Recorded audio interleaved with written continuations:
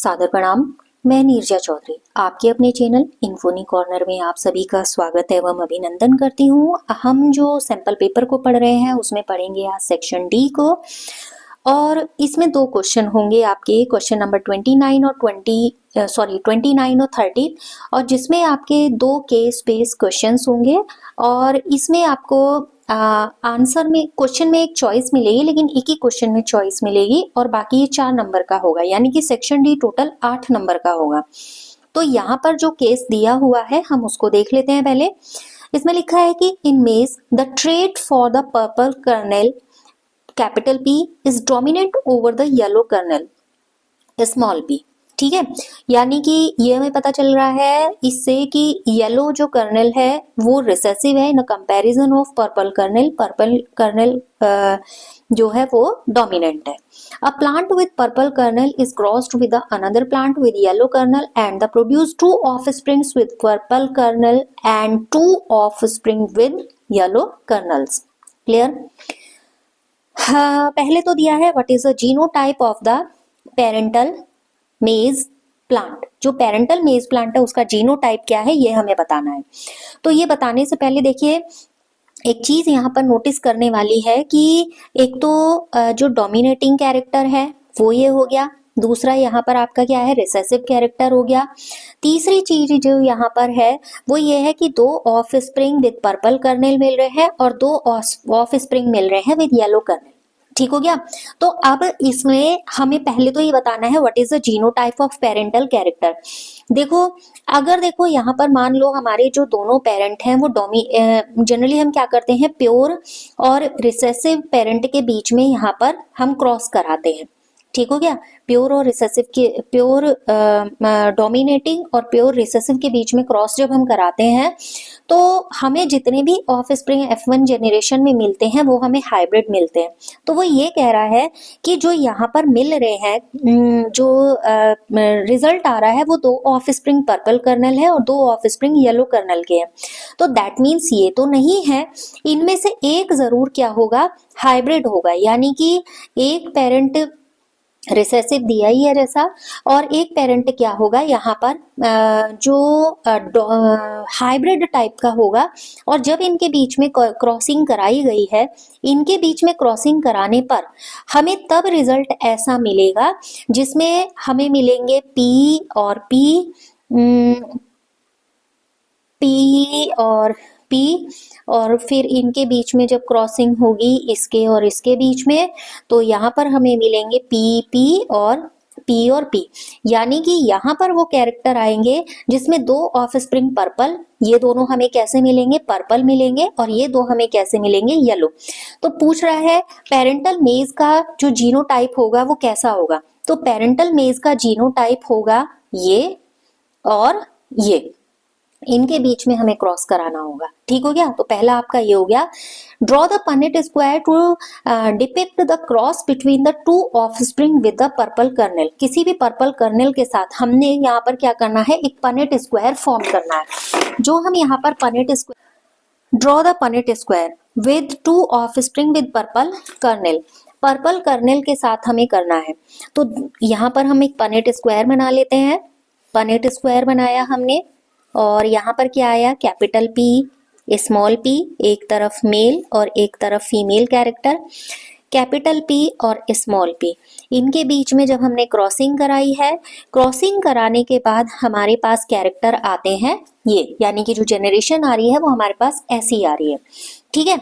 अब रही बात, इसमें जब क्रॉसिंग कराई है ये हमें मिल रहा है पर्पल। लेकिन नेक्स्ट क्वेश्चन ये कह रहा है identify the genotypic and phenotypic ratio between from the cross. इस क्रॉस में जीनोटाइप और फिनोटाइप बताना है।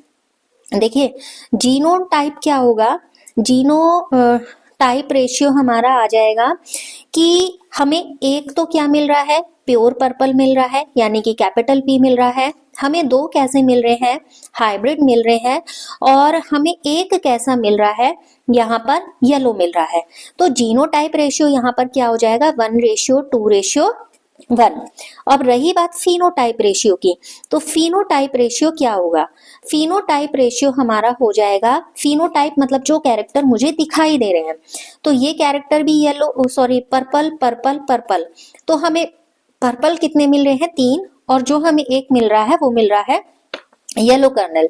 ठीक है, तो ये हमें रेशियो मिलेंगे। आपका जो आंसर इसका थर्ड है उसका हो गया ये। फिर है describe the method that can identity help with the identification of an unknown genotype of a plant with purple kernel. यहाँ पर क्या होगा, देखिए हम टेस्ट क्रॉस जब करेंगे, पर्पल कर्नेल ऑप्शनल है, इसका सब पार्ट दिया हुआ है, तो test cross with the plant having yellow kernel कैसा होगा? होमोजाइगस रिसेसिव होगा, जो हमने शुरू में ही लिया। फिर है percentage of dominant recessive phenotype निकालनी है, किसी भी प्रोगेनी में निकालनी है, तो टेस्ट क्रॉस हमें हेल्प करेगा किसी भी प्रोगेनी में यहाँ पर इसका फिनोटाइप निकालने में।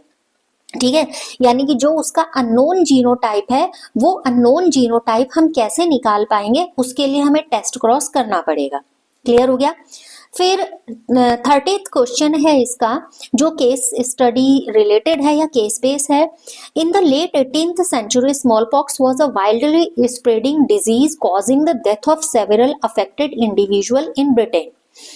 Edward Jenner, who pioneered the concept of vaccination, inoculated matter from the cowpox lesions of the dairy maid into 8-year-old boy. देखिए 18th century, late 18th century की बात है कि जब स्मॉल पॉक्स पूरे उसमें क्या हो रहा था, फैल रहा था, और डेथ का एक बहुत बड़ा रीजन हो रहा था। तो एडवर्ड जेनर जो कि वैक्सीनेशन के पायनियर हैं, जिन्होंने वैक्सीनेशन का कंसेप्ट दिया, cowpox lesion of a dairy maid, उन्होंने एक डेरी मेड के 8 साल के बच्चे में इसको देखा। Post inoculation the boy developed a mild fever, बच्चे को हल्का बुखार, loss of appetite and discomfort, बेचैनी जैसी महसूस हो रही थी, but was better after a few days, कुछ दिनों के बाद लेकिन वो अच्छा महसूस करता है। Next, he was inoculated with matter from smallpox lesion and he did not develop any disease. उसके बाद फिर से उसको किया गया, तो inoculated matter के साथ किया गया, लेकिन फिर किसी तरीके का उसको डिजीज नहीं हुआ। ये है हमारा case. What form of immunity now known did Edward Jenner provide the boy with? Give a reason to support your answer.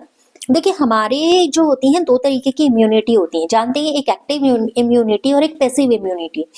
मतलब हमें इम्यूनिटी को बूस्टअप करने के लिए भी कई बार कुछ वैक्सीनेशन को यूज करना पड़ता है। तो आपका what form of immunity now known did Edward Jenner provide the boy with, तो यहाँ पर उसकी कौन सी इम्यूनिटी की बात करनी है?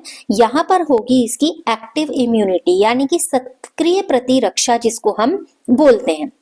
ठीक है, अब जैसे जब वो उसने यूज किया लीजन, यानी कि he used matter from lesions, ये एक तरीके का एंटीजन जैसा था, which was inoculated into the boy for protection against cowpox, जो भी काउपॉक्स था उसके अगेंस्ट प्रोटेक्शन के लिए उसको यूज किया गया। क्लियर हो गया? और बिल्डिंग, एक मेमोरी बिल्डिंग यहाँ पर हुई है अगेंस्ट किसके? स्मॉल पॉक्स के। स्मॉल पॉक्स के अगेंस्ट एक बिल्डिंग मेमोरी हुई, और इसलिए ये इम्यूनिटी क्या हुई? एक्टिव इम्यूनिटी हुई। Describe the form of immunity that is provided when an individual is vaccinated, immunised. Use an appropriate example to justify your answer.